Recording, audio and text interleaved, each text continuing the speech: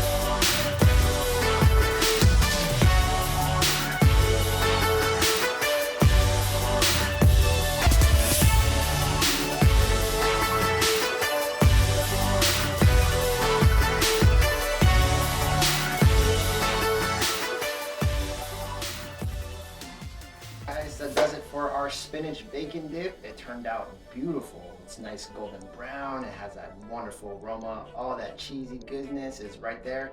But we can't quite dig in yet. We still have one more dish to make before we can eat all of this together. So stay tuned, and thanks for joining K's Corner.